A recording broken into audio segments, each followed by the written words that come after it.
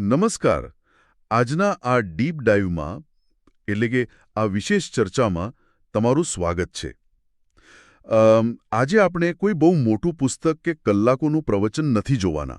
હા, આજે આપણી પાસે માત્ર એક નાનકડો કાગળનો ટુકડો છે. બરાબર.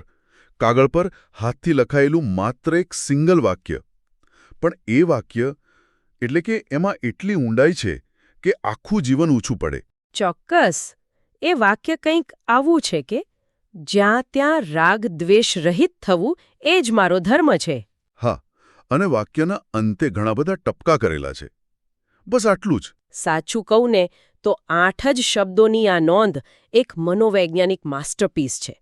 અને સૌથી રસપ્રદ વાત એ છે કે આ કોઈ પ્રિન્ટ થયેલું ઔપચારિક લખાણ નથી. કોઈના પોતાના અંગત અક્ષરો છે આ. એકદમ. અને જેણે પણ આ લખ્યું છે ને તેને પેનથી લખતી વખતે અમુક શબ્દો નીચે બહુ ભારપૂર્વક અંડરલાઈન કરી છે, એટલે કે ઘાટી લાઈન દોરી છે. ઓહ, એટલે એ પોતાના જ મનને કંઈક યાદ અપાવવા માંગે છે. હા, કારણ કે અંગત ડાયરીમાં જ્યારે આપણે અંડરલાઈન કરીએ તો એ કોઈ બીજાને બતાવવા નથી કરતા, પણ પોતાની જાતને એક સત્ય વારંવાર યાદ અપાવવા કરીએ છીએ. બરાબર છે. અને સૌથી પહેલી અંડરલાઈન વાક્યની શરૂઆતના 2 શબ્દો પર જ છે, જ્યાં ત્યાં. આનો સીધો અર્થ તો ગમે ત્યાં એવો થાય, બરાબર ને? હા, ભૌગોલિક રીતે ગમે ત્યાં, પણ આનો વ્યાપ બહુ મોટો છે. જો હું એક એનાલોજી વિચારતો હતો, આપણા સ્માર્ટફોનમાં બેકગ્રાઉન્ડમાં એક ઓપરેટિંગ સિસ્ટમ સતત ચાલતી હોય છે, ખબર છે ને? હા, કોઈ પણ એપ ખોલો એ તો પાછળ ચાલતી જ હોય. એક્ઝેક્ટલી. તમે વિડીયો જોતા હો, ગેમ રમતા હો, પણ એ ઓપરેટિંગ સિસ્ટમ બેકગ્રાઉન્ડમાં હંમેશા કાર્યરત રહે છે. તો શું આ જ્યાં ત્યાં એક પ્રકારની માનસિક ઓપરેટિંગ સિસ્ટમ છે? વાહ, આ એનાલોજી બહુ જ સચોટ છે. પણ ડિજિટલ સિસ્ટમ કદાચ અપડેટ માટે થોડીવાર રીબૂટ થઈ શકે. જ્યારે અહીં આ જ્યાં ત્યાં નીચે જે ભારપૂર્વકની લાઈન છે ને એ કોઈ પણ બ્રેકની ના પાડે છે. એટલે કોઈ પોઝ બટન છે જ નહીં? બિલકુલ નહીં. આપણી એક બહુ મોટી નબળાઈ છે કમ્પાર્ટમેન્ટલાઇઝેશન. એટલે કે આપણે આપણા આચરણને અલગ અલગ ખાનાઓમાં વહેંચી દઈએ છીએ. હા, એટલે મંદિરમાં કે એકાંતમાં બેઠા હોઈએ ત્યારે એકદમ શાંત રહીએ. સાચી વાત. એ શાંતિનું એક અલગ ખાનું છે. પણ જેવા બહાર ટ્રાફિકમાં ફસાઈએ કે ઓફિસમાં કોઈ અન્યાય થાય, તરત જ એ ખાનું બંધ થઈ જાય. અને ગુસ્સાનું ખાનું ખુલી જાય. આ તો રોજનું છે. હા, પણ આ નોંધ કહે છે કે આવું કોઈ વિભાજન શક્ય જ નથી. જ્યાં ત્યાંનો અર્થ છે યુદ્ધના મેદાનથી લઈને ઉત્સવ સુધી આ નિયમ લાગુ પડવો જ જોઈએ. ઓહ, મતલબ કે આ નિયમ માટે કોઈ સેફ ઝોન નથી? દરેક પળ આ નિયમનું મેદાન છે. પણ આ ઓપરેટિંગ સિસ્ટમનું મુખ્ય કામ શું છે? એનો જવાબ વાક્યના કેન્દ્રીય શબ્દોમાં છે: રાગ, દ્વેષ. હા, રાગ અને દ્વેષ. સામાન્ય રીતે આપણે દ્વેષ એટલે કે અણગમો કે તિરસ્કારને ખરાબ માનીએ છીએ, એ તો સમજ્યા. પણ રાગ. હા, રાગ એટલે લગાવ કે આકર્ષણ. તો મને કાઉન્ટર પ્રશ્ન થાય છે. રાગ એટલે પ્રેમ કે લગાવ, એ તો સારો ગણાય ને? કળા, સાહિત્ય, માનવ સંબંધો બધું એના પર જ ટકેલું છે. આ બહુ સ્વાભાવિક પ્રશ્ન છે. અને આ ફિલોસોફી સમજવા માટે આ જ ભેદ પારખવો સૌથી જરૂરી છે. હા, કારણ કે જો બધી જ વસ્તુઓમાંથી રાગ કાઢી નાખીએ તો આપણે બધા રોબોટ જેવા નહીં બની જઈએ? એકદમ લાગણીવિહીન? ના, એ ડર પાયાવિહોણો છે. જો અહીં જે રાગ શબ્દ છે ને તેનો અર્થ નિસ્વાર્થ પ્રેમ કે કરુણા બિલકુલ નથી થતો. તો પછી એનો અર્થ શું છે?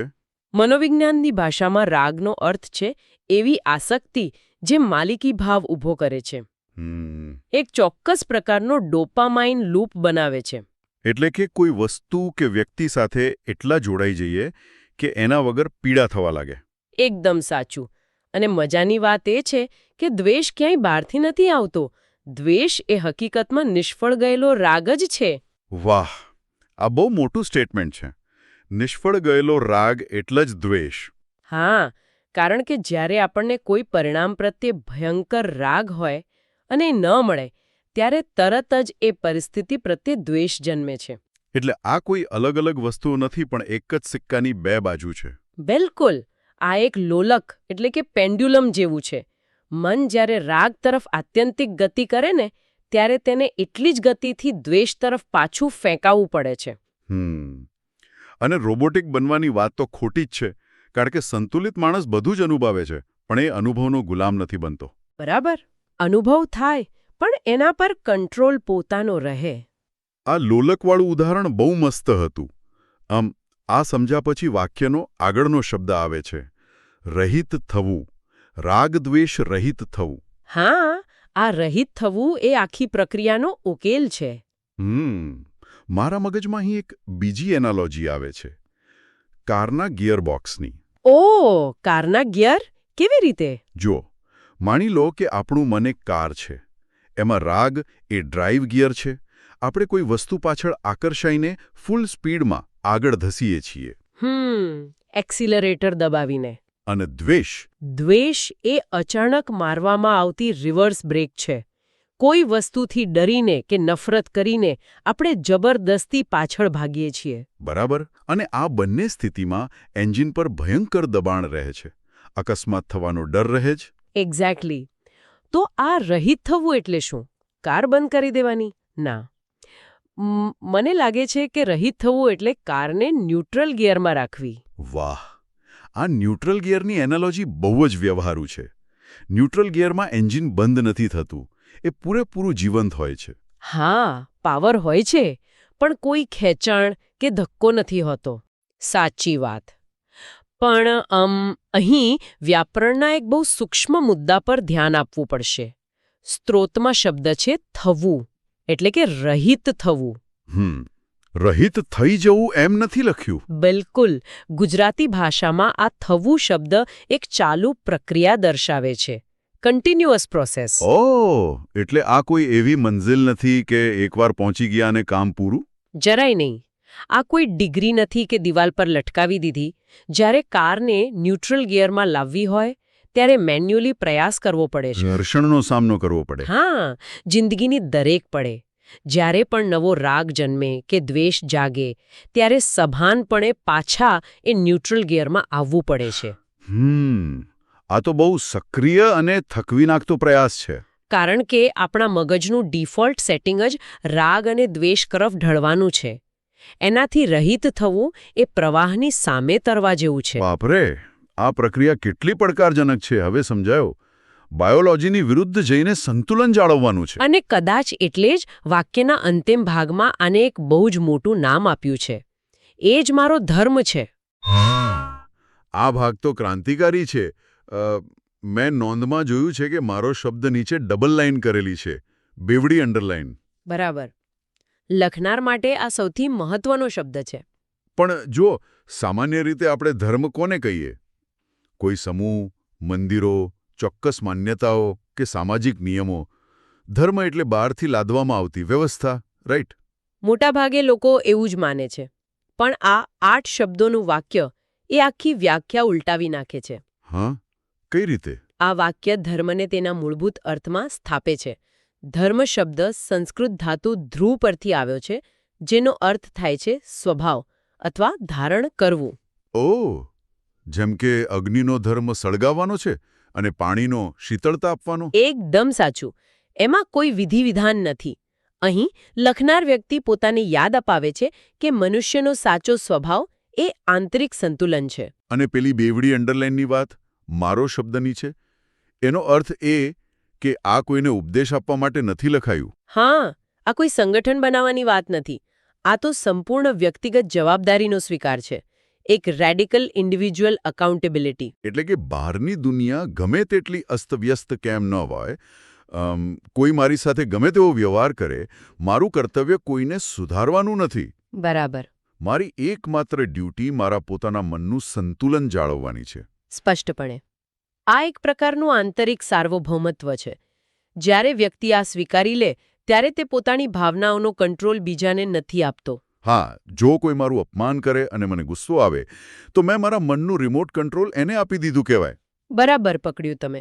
આ નોંધ કહે છે કે રિમોટ કંટ્રોલ પાછું લઈ લેવું અને ગમે તે ભોગે એ ન્યુટ્રલ સ્થિતિ જાળવવી. અને એ કોઈ સામાજિક ફરજ નથી, પણ પોતાના અસ્તિત્વ પ્રત્યેનો સૌથી મોટો ધર્મ છે.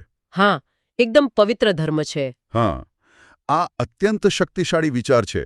તો જો આપણે આખી ચર્ચાને બાંધીએ તો માત્ર 8 શબ્દોએ આપણને નવો દૃષ્ટિકોણ આપ્યો છે. હા, આપણે જોયું કે આ નિયમ ક્યાંય સીમિત નથી, એટલે કે જ્યાં ત્યાં લાગુ પડે છે. અને આપણા મનને ખેંચતા બળો રાગ, દ્વેષ કેવી રીતે કામ કરે છે એ પણ સમજ્યા. કોઈ રોબોટ બન્યા વગર ન્યુટ્રલ ગિયરમાં કઈ રીતે રહેવું? અને આ બધું કોઈ સ્વર્ગ માટે નહીં, પણ અસ્તિત્વની મૂળભૂત માંગ છે. એ જ મારો ધર્મ છે. બરાબર. પણ આ ડીકોડિંગ અહીં પૂરું નથી થતું. આ નોંધમાં એક છેલ્લી વિગત છે જેની આપણે વાત નથી કરી. કઈ વિગત? વાક્ય પૂરું થાય છે એ જ મારો ધર્મ છે શબ્દો સાથે, પણ પછી કોઈ પૂર્ણ વિરામ નથી. વાક્યના અંતે પેનથી ઘણા બધા ટપકા કરેલા છે. ઓ હા, ભાષાશાસ્ત્રમાં આ ટપકાઓનો ઉપયોગ બહુ સૂચક હોય છે. હા, એનો અર્થ શું કાઢવો? આ ટપકા એક મૌનનું પ્રતીક છે. એ દર્શાવે છે કે કાગળ પર ભલે શબ્દો ખૂટી ગયા, પણ આ પ્રક્રિયા અધૂરી છે. એટલે કે એ અનંત છે, ક્યારેય પૂરી થવાની નથી. એકદમ.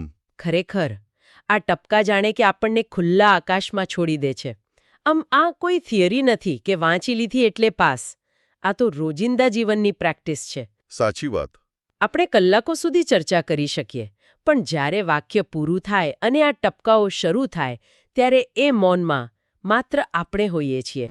કોઈ માર્ગદર્શક નથી હોતો ત્યાં. બરાબર. જીવનની કસોટીની ક્ષણોમાં જ્યારે કોઈ પ્રિય વ્યક્તિ છોડીને જાય કે કોઈ મોટી સફળતા મળે, ત્યારે કોઈ પુસ્તક કામ નથી આવતું. હા, ત્યારે આ ખાલી જગ્યાઓ જ આપણું વાસ્તવિક જીવન બની જાય છે. સવાલ એ છે કે એ અઘરી ક્ષણોમાં જ્યારે કોઈ આપણને નથી જોઈ રહ્યો, શું ત્યારે પણ આપણે એ ન્યુટ્રલ ગિયર શોધી શકીશું? આજના ડિજિટલ યુગમાં જ્યાં બધું જ આપણને રાગ યા દ્વેષ તરફ ખેંચવા ડિઝાઇન થયેલું છે, ત્યાં શું આપણે આ સંતુલન જાળવી શકીશું? આનો જવાબ દરેક વ્યક્તિએ પોતાના આંતરિક મૌનમાં શોધવો રહ્યો. 8 શબ્દોની આ ફિલોસોફીને આજે આપણે અહીં જ વિરામ આપીએ છીએ. ફરી મળીશું એક નવા વિષય સાથે. ત્યાં સુધી આ યાત્રા માટે સૌને શુભકામનાઓ.